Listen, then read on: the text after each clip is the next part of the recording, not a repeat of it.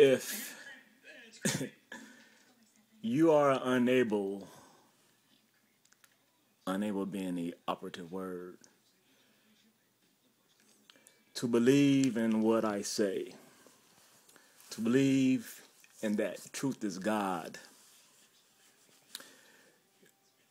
are you not, once again, not is an operative word, able to do so because you don't want to or because you are unable to?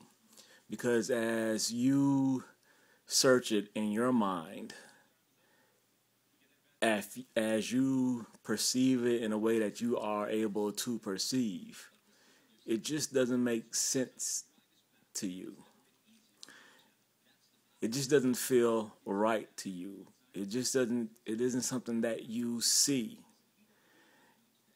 And if that is the case,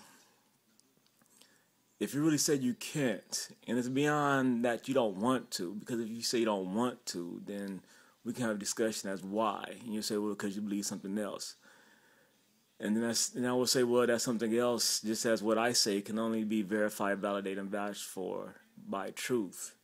And I'm willing to examine myself in truth as I examine you in truth. You know, if we are to talk about that and the value of that, and you come to agreement that that is ultimately the testing, that's a true test.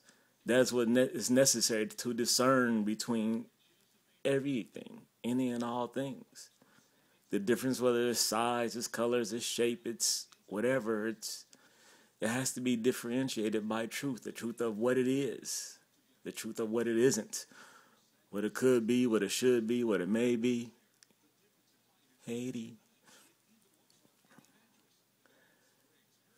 Can we come to that understanding? Can we agree on that?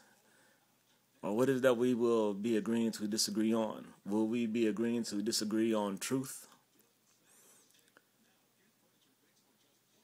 Or my perception of truth, or your perception of truth, and what the truth itself is? In its relationship to that which you believe. That's what you are able to believe, that's what you do believe. And so going back to this question, do you believe it because you have to, because you have no other choice, or do you truly choose?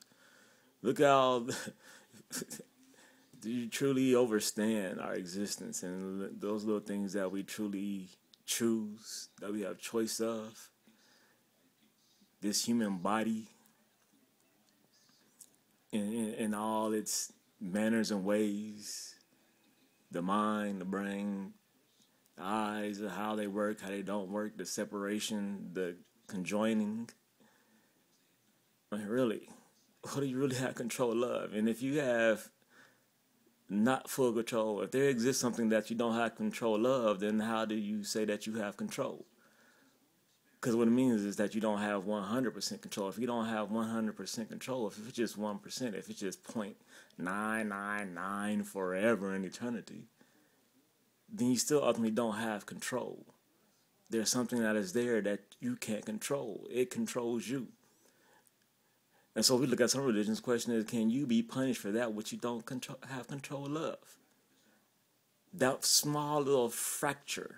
No matter how small it is, that small little crack, that wee bit pee up under the mattresses.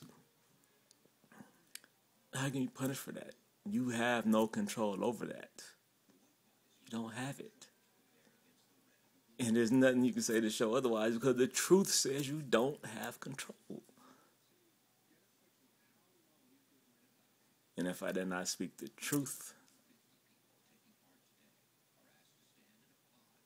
then tell me what the truth is.